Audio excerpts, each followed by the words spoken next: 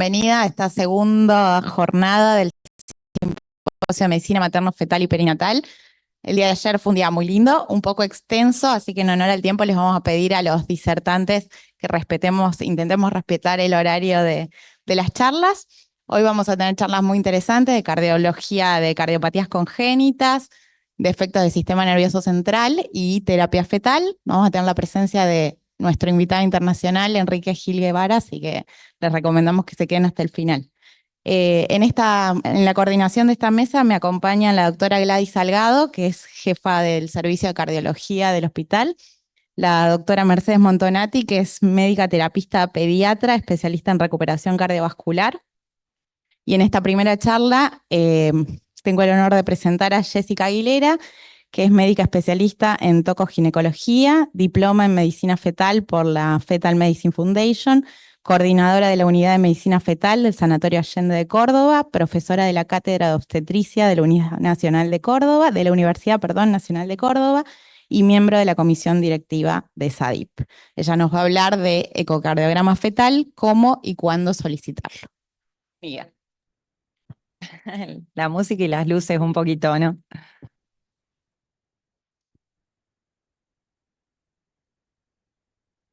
Y apaga la computadora. Ya, bien, a ver.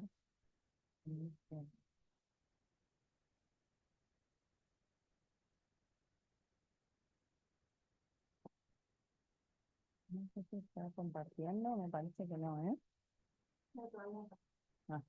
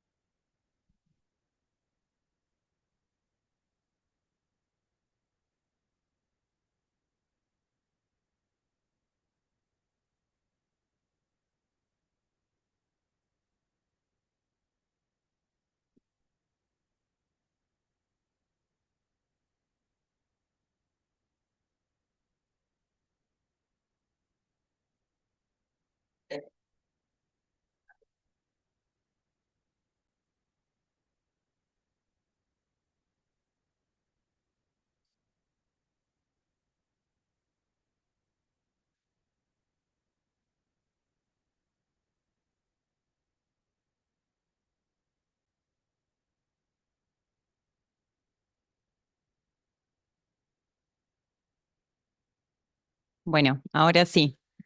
Bueno, buenos días para todos. El segundo día por la mañana suele ser un poco complicado, cuesta arrancar. En esta clase vamos a abordar a quiénes y cuándo solicitar un ecocardiograma fetal. Y antes que nada, quiero agradecer a todos los que organizan este simposio por la invitación. La verdad es que me siento muy honrada de estar acá. En cuanto a Analicia me propuso participar, inmediatamente la respuesta fue sí. Y bueno, felicitarlos porque sé del esfuerzo que significa armar estos eventos. Bueno, vamos a comenzar entonces. Y para introducirnos en el tema, me pareció importante arrancar con esta pregunta.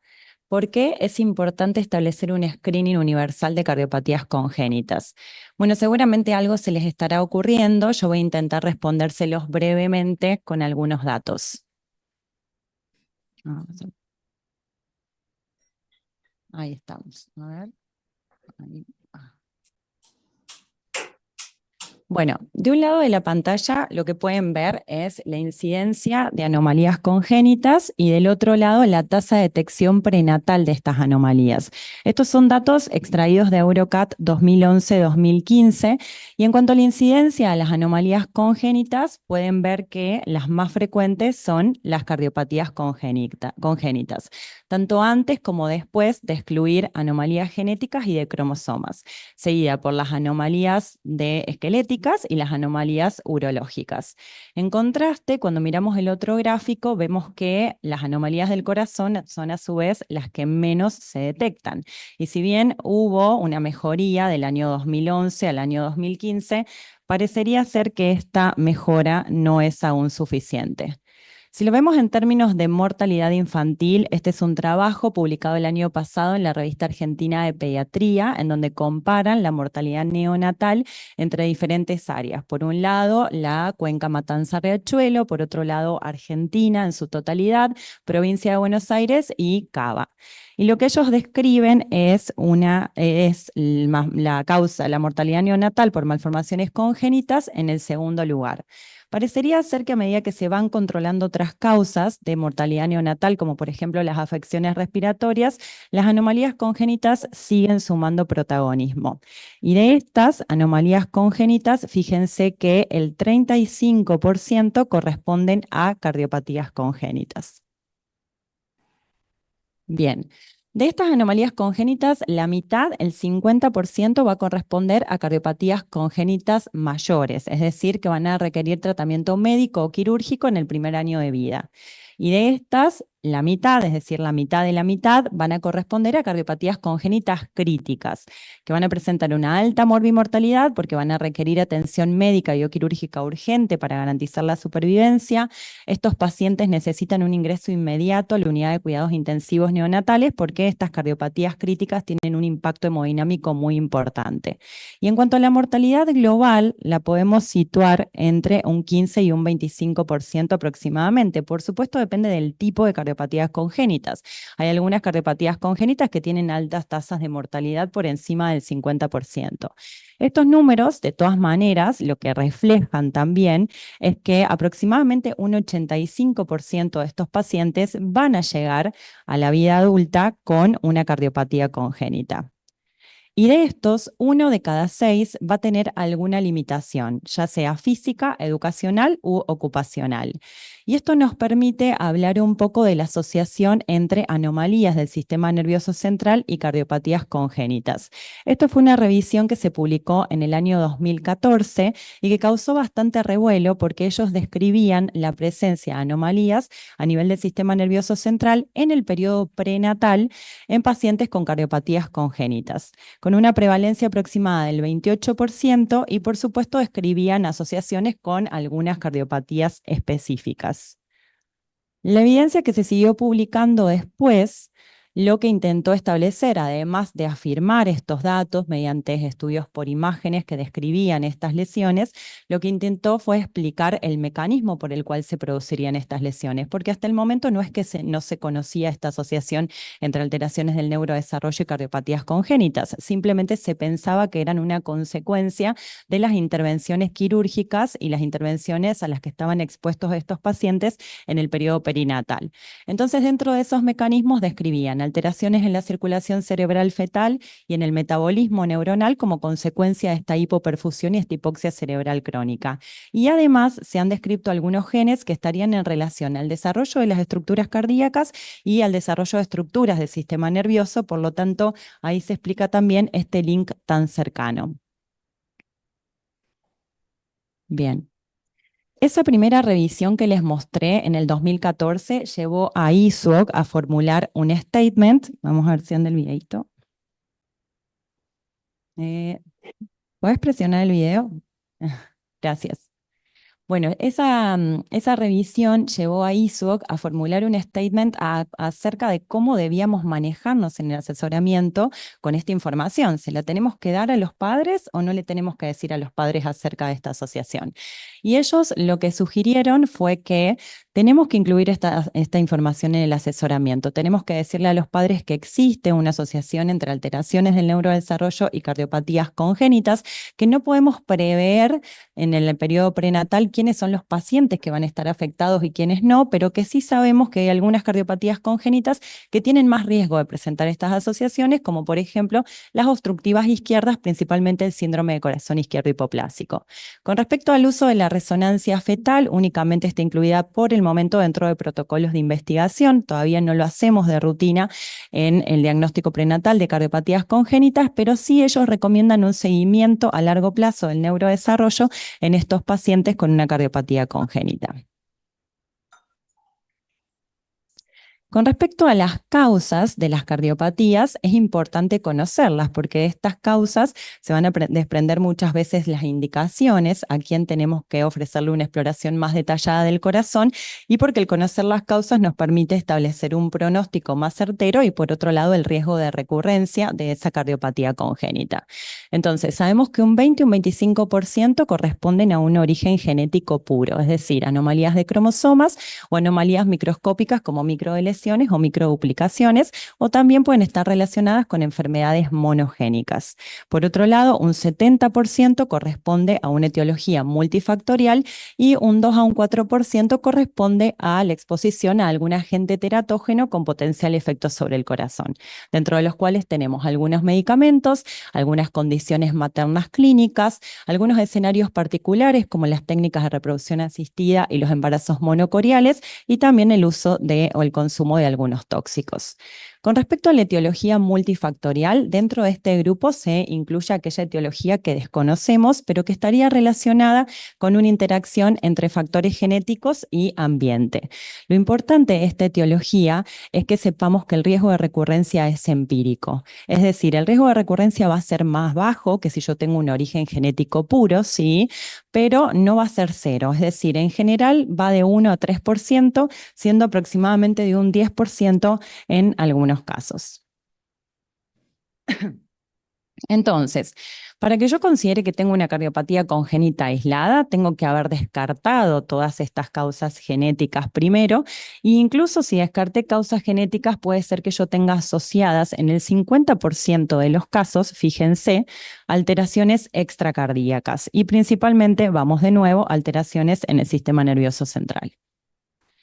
Entonces, ¿por qué es importante que hagamos un diagnóstico de cardiopatías, un diagnóstico prenatal de cardiopatías congénitas? Bueno, por un lado, porque podemos ofrecerle un asesoramiento a los padres, podemos direccionar algunos estudios genéticos que tengamos que hacer, estudiar otras anomalías asociadas y por otra parte también establecer el manejo prenatal de esa cardiopatía congénita, es decir, dónde y cada cuánto vamos a hacer el seguimiento, vamos a evaluar factores pronósticos prenatales y ver si tenemos algún feto que sea candidato a una terapia intrauterina y también decidir el lugar de nacimiento, dónde tiene que nacer ese bebé, lo tenemos que derivar o no y en qué momento. Y por último, también planificar todas las intervenciones perinatales a las que tengamos que exponer a ese paciente. Todo eso con el fin de disminuir en última instancia la mortalidad en cardiopatías congénitas críticas, que son principalmente las ductus dependientes. Entonces, ¿por qué es importante establecer un screening de cardiopatías congénitas? Bueno, porque es el defecto congénito más frecuente en los recién nacidos, incluso más frecuente que el síndrome de Down y que los efectos del tubo neural para los que ya tenemos programas de screening establecidos. Por otro lado, porque es la causa más frecuente de mortalidad infantil por anomalías congénitas. En el 50% de los casos van a requerir una intervención quirúrgica en el primer año de vida. Tienen malformaciones extracardíacas asociadas en la mitad de los casos y tienen con más frecuencia están asociados a anomalías cromosómicas y síndromes genéticos. Ya se sabe entonces que tienen un impacto en el neurodesarrollo que no sería únicamente consecuencia de las intervenciones perinatales, sino que también que se produciría en el periodo prenatal, porque podemos ofrecer la opción de terminación del embarazo en algunos escenarios a esos pacientes haciendo un asesoramiento correcto. Algunas cardiopatías congénitas tienen un carácter evolutivo tanto pre y postnatal y tenemos que hacerle un seguimiento y evaluar esos factores pronósticos para ver de ofrecer terapia fetal si lo necesita o amerita. Y esto es importantísimo. Solo el 10% de las cardiopatías congénitas van a ocurrir en embarazos con factores de riesgo conocidos y el diagnóstico prenatal mejora el pronóstico.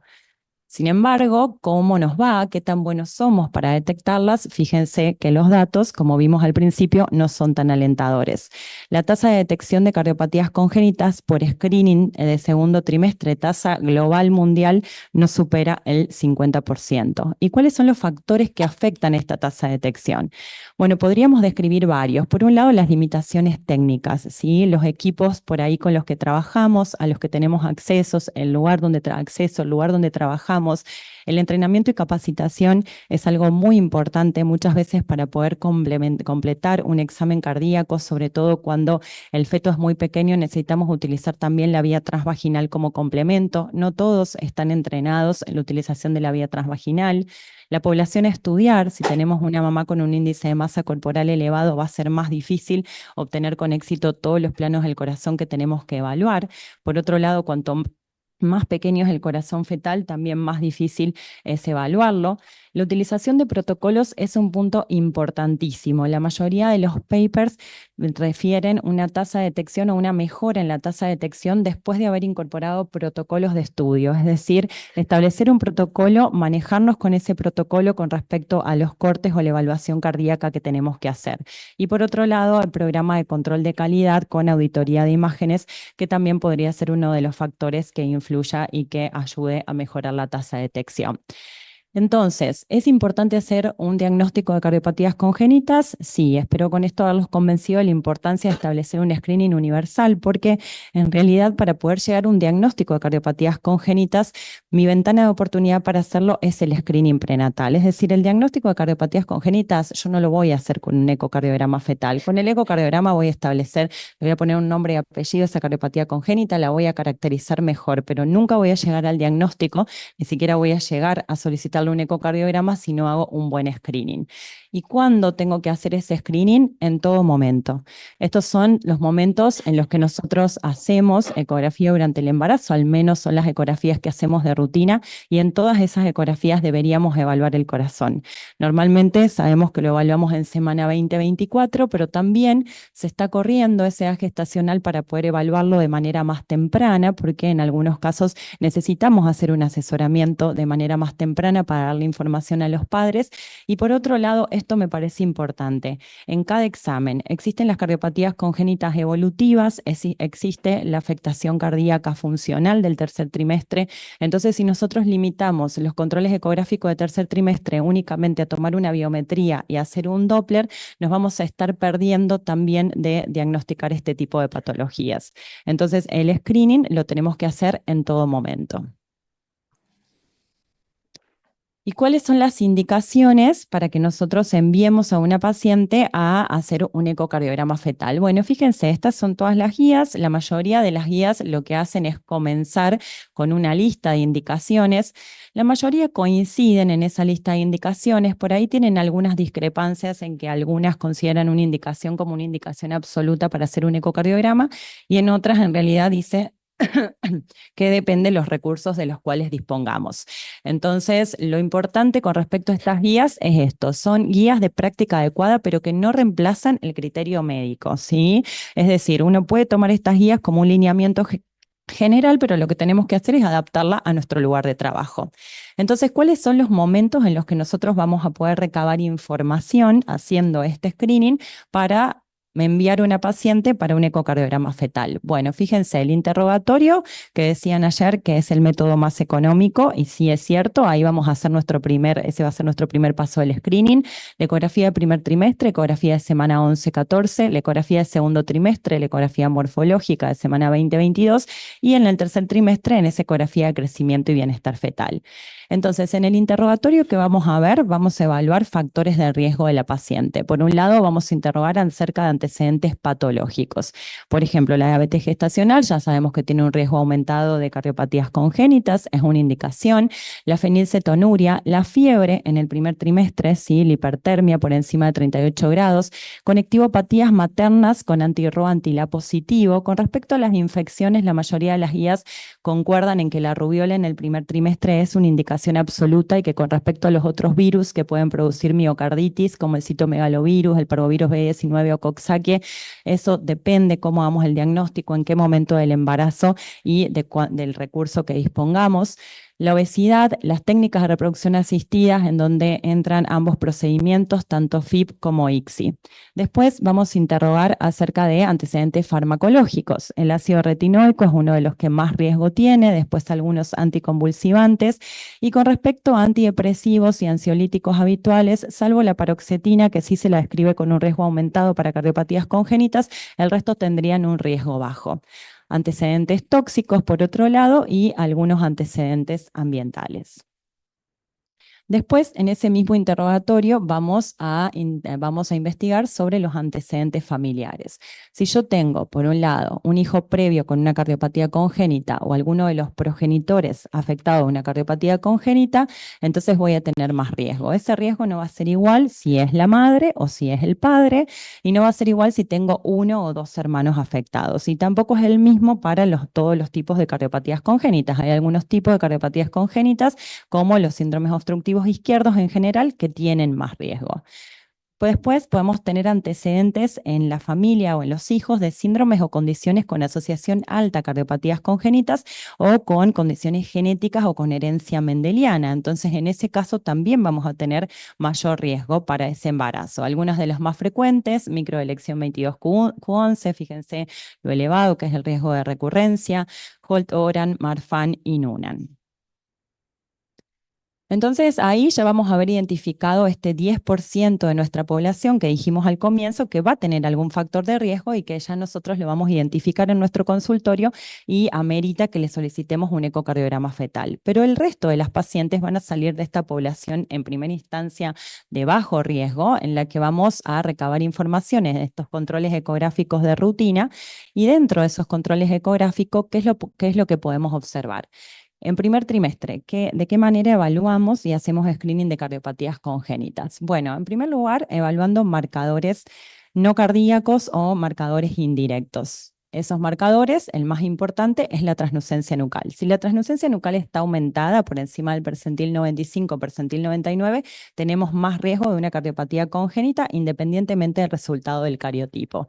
Lo que tenemos que establecer acá es qué punto de corte de transnucencia nucal vamos a utilizar. Nosotros podemos utilizar por encima del percentil 95 y la sensibilidad del método va a rondar el 46-50%, o podemos utilizar por encima del percentil 99 y va a caer un poco la sensibilidad, pero va a ser más específica mi herramienta de screening, porque una transnucencia nucal por encima del percentil 99 me aumenta el riesgo de cardiopatías congénitas unas 30 veces. ¿De qué va a depender el punto de corte que usemos? De los recursos que tengamos a disposición. Si yo trabajo con el cardiólogo fetal en el consultorio de al lado, posiblemente apuntaré a aumentar la sensibilidad de mi método porque tengo esa opción. Si yo no tengo esa opción, entonces apuntaré a que las pacientes que mande para un ecocardiograma fetal sea el grupo de pacientes en el que tenga más chances de encontrar una cardiopatía congénita. Pero eso es importante que lo establezcamos en nuestro lugar de trabajo y que todos nos manejemos por el mismo protocolo. Otro de los marcadores que vamos a utilizar es el ductus venoso. Cuando el ductus venoso tiene una onda reversa, también tengo un riesgo aumentado de cardiopatías congénitas. Y esto funciona de la misma manera que el screening de anomalías cromosómicas de primer trimestre. Yo parto de un riesgo a priori establecido por transnucencia nucal y ese riesgo es modificado por los siguientes marcadores que voy evaluando. Entonces, si yo tengo una transnucencia nucal por encima de 3,5 milímetros, es decir, por encima del percentil 99, y tengo un ductus venoso con onda A normal o positiva, ese riesgo va a disminuir aproximadamente a la mitad. Si tengo un ductus venoso con una onda A reversa, ese riesgo va a aumentar aproximadamente 3 veces más. Y por otro lado, por último, el otro marcador que tenemos es la válvula tricúspide. Entonces, si tengo un flujo tricúspido con regurgitación, va a suceder lo mismo, ¿sí? Ojo con esto de que algunos centros o algunas instituciones no utilizan los marcadores secundarios, con ese concepto. A ver, no utilizar los marcadores secundarios para el cálculo de riesgo de anomalías cromosómicas, eso lo decide cada centro, de acuerdo a la tasa de detección y a la tasa de falsos positivos que quiera tener para anomalías cromosómicas. Pero una cosa es no incluirlos en el cálculo de riesgo y otra muy distinta es no mirarlos y no evaluarlos, porque estos marcadores no es que sirven únicamente para detectar anomalías cromosómicas, sino que sirven también para hacer un screening de cardiopatías congénitas que, como ya dijimos, son más frecuentes que las anomalías cromosómicas. Bien, ¿qué otra cosa podemos ver en este examen de semana 11-14 que nos diga que tenemos un alto riesgo para cardiopatía congénita? La presencia de anomalías extracardíacas, ¿sí? Nosotros en el primer trimestre, Creo que no anda el videito. Nosotros en el primer trimestre lo que hacemos es un examen anatómico temprano, también guiándonos por protocolos, y en ese examen anatómico temprano hay patologías 100% detectables en primer trimestre que muchas veces tienen una alta asociación a cardiopatías congénitas. Lo mismo si sospechamos una cardiopatía congénita por alteración de marcadores directos o cardíacos, que es la exploración básica del corazón que hacemos en el primer trimestre. Es muy importante evaluar el eje cardíaco en el primer trimestre porque la alteración del eje es un marcador de cardiopatía congénita, además de evaluar el corte de 4 cámaras y el signo de la B o el corte de 3 vasos tráqueas. Si nosotros vemos alguna alteración en esa exploración básica del corazón, entonces también es una indicación para un ecocardiograma. Anomalía cromosómica confirmada mediante un test invasivo, un test diagnóstico invasivo, screening de aneuploidía de alto riesgo sin realización de prueba invasiva con exploración cardíaca incompleta, también es una indicación. Gestación múltiple monocorial, por un lado porque los monocoriales tienen más riesgos de alteraciones estructurales y por otro lado porque las complicaciones específicas del embarazo monocorial, como el síndrome de transfusión fetofetal, un TRAP, necesitan una evaluación cardíaca y en muchos casos no solo una evaluación cardíaca estructural, sino que una evaluación cardíaca funcional. Y la presencia de hidrofetal u otras condiciones asociadas con falla cardíaca como agenesia del ductus venoso, que ya es algo que podemos sospechar y diagnosticar en etapas tempranas del embarazo. Esas son las indicaciones que surgen a partir del primer trimestre, ¿sí? Estamos yendo ecografía por ecografía. Entonces, fíjense, la tasa de detección de cardiopatías congénitas mayores haciendo este screening en primer trimestre alcanza con los marcadores indirectos un 50% para una tasa de falsos positivos de 2,5%. Y si a eso le agrego la exploración básica del corazón, 4 cámaras y 3 vasos tráqueas, voy a tener una sensibilidad con estos esquemas simplificados de una tasa de detección de 50-70%.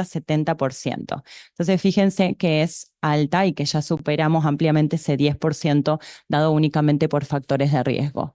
Cuando hacemos la ecografía de semana 20-22, la sospecha de una cardiopatía congénita fetal en la ecografía de screening, ¿sí? Cuando nosotros hacemos el screening por los cortes que tenemos que adquirir, los planos de Jagger, entonces eso es una indicación. La presencia de anomalías extracardíacas, en el scan morfológico justamente buscamos malformaciones estructurales. Anomalías del sistema venoso, acá algunas guías lo mencionan, otras guías no. Algunas guías hacen la salvedad de que igual el riesgo si tenemos una anomalía del sistema venoso aislada es bajo. Yo creo que amerita una exploración cardíaca por la asociación que tienen con cardiopatías congénitas. El caso de que tengamos una vena umbilical derecha persistente, una vena cava inferior persistente o un ARSA.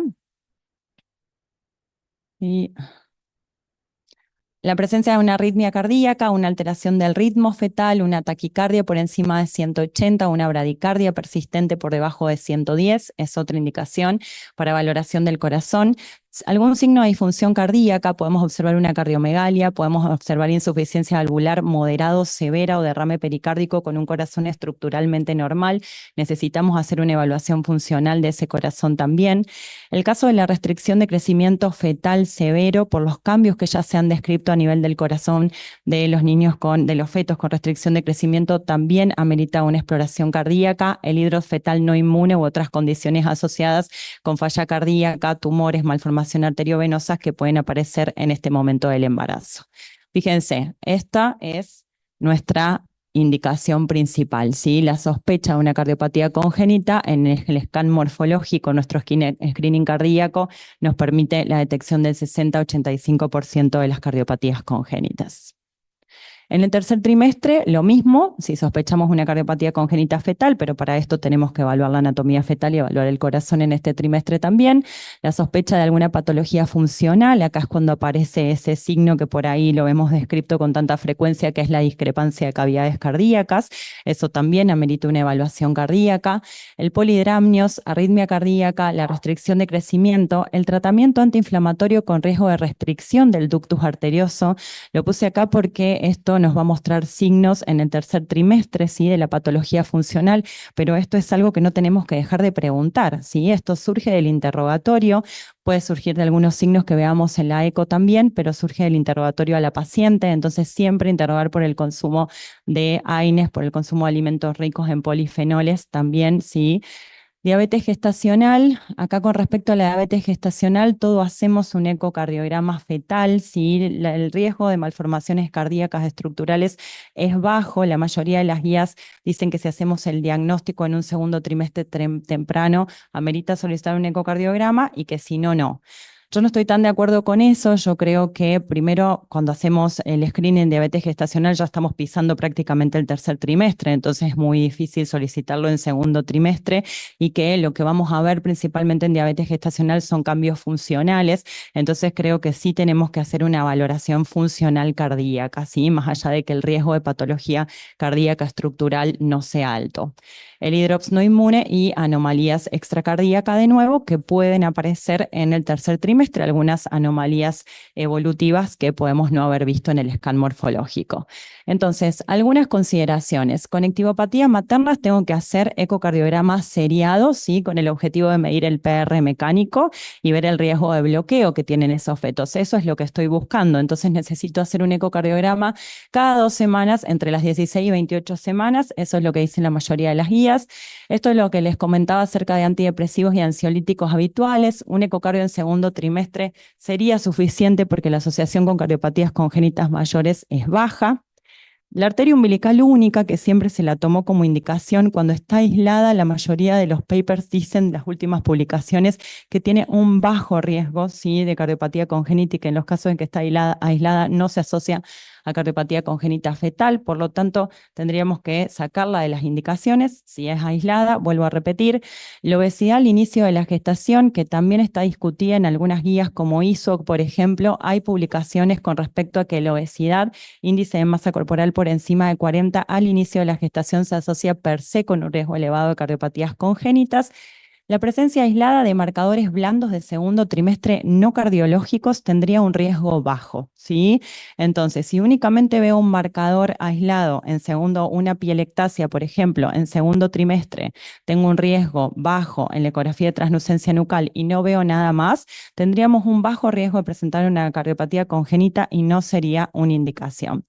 Y con respecto a la diabetes gestacional, esto que les comentaba.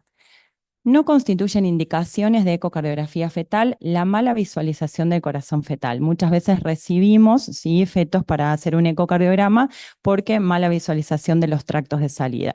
Una cosa muy distinta es que yo tenga sospechas, ¿sí?, de que algo anda mal, y otra es que no lo pude ver porque el feto estaba con el dorso anterior, porque estaba en una mala posición o por el hábito materno. Son dos cosas diferentes. En este caso, lo que se recomienda es recitar a la paciente. No pude completar el scan morfológico porque no pude ver bien el corazón. Bueno, recito a la paciente en 2 semanas. Si eso me sigue generando dudas, solicito un ecocardiograma fetal. Focos hiperecogénicos tampoco, y quistes de plexo coroideo aislados tampoco serían una indicación. Bien, ¿y cuál es el mejor momento para cerrar para hacer un ecocardiograma fetal? Bien, esto no lo dicen las guías, la verdad.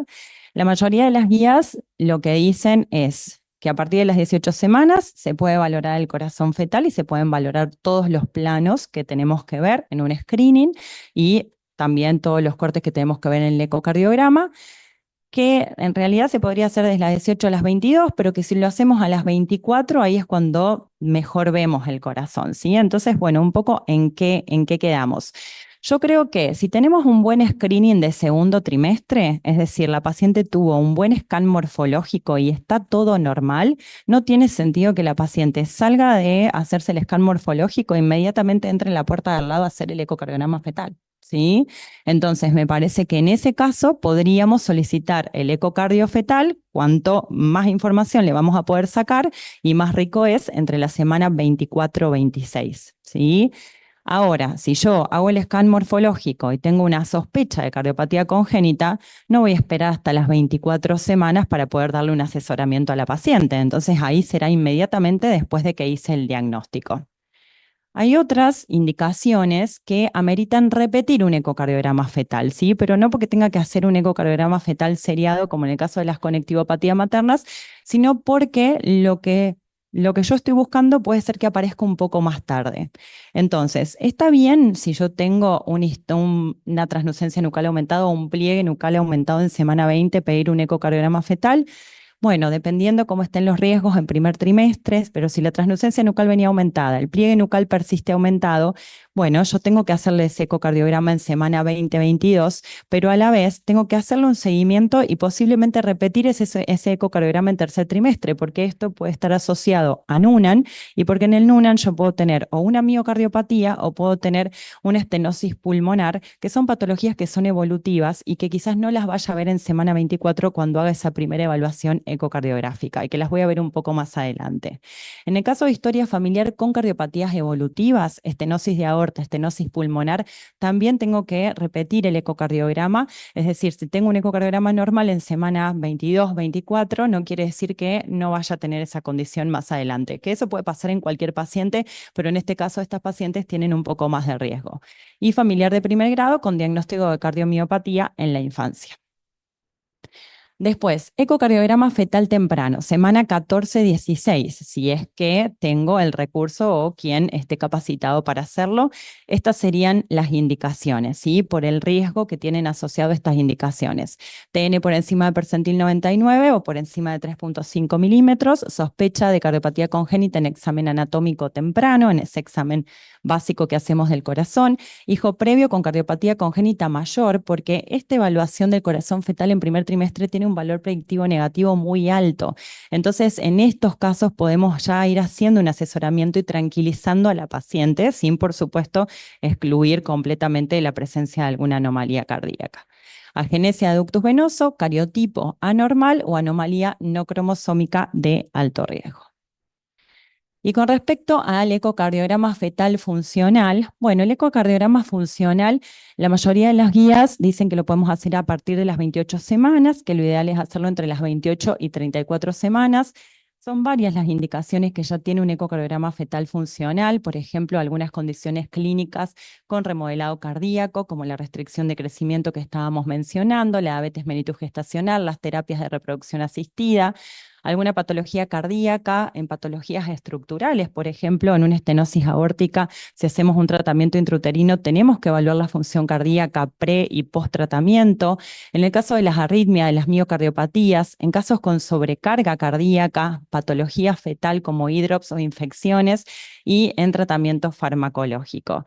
Entonces, está bien hacerlo después de las 28 semanas, pero por ejemplo hay algunas situaciones que van a meritar que hagamos una evaluación funcional antes. En un síndrome transfundido transfusor, en un embarazo monocorial, que hacer una evaluación cardíaca funcional por el riesgo de estenosis pulmonar funcional que tenemos es mandatorio de alguna manera. Entonces, en ese caso tendremos que hacerlo antes de las 28 semanas y no vamos a esperar hasta las 28 semanas para hacer esa valoración funcional. Eso por otro lado. Y bueno, cuando me dieron esta charla, renegué un poco por el tema, porque dije, ¿cómo hago este tema entretenido? Es una lista de indicaciones y bueno, nada, creo que por ahí no se trata de entretener, sino que se trata del mensaje, que es muy importante, es un tema que lo seguimos repitiendo siempre en todos los simposios y creo que es porque todavía nos falta bastante, tenemos bastante por aceitar. Entonces, esto es el mensaje que les quiero dejar. Las guías son de práctica adecuada, pero no reemplazan el criterio médico y siempre las tenemos que adaptar a nuestro contexto. El screening de cardiopatías congénitas tiene que ser en cada examen ecográfico porque recuerden que el diagnóstico de una cardiopatía congénita no lo hacemos con un ecocardiograma fetal, sino con un buen screening.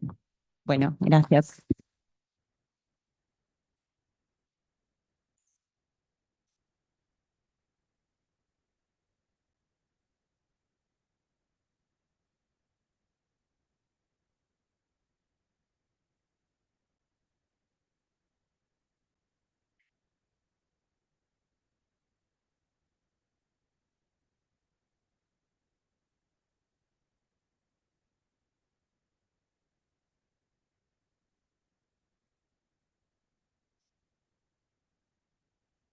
Hola, hola. Sí, ahora sí.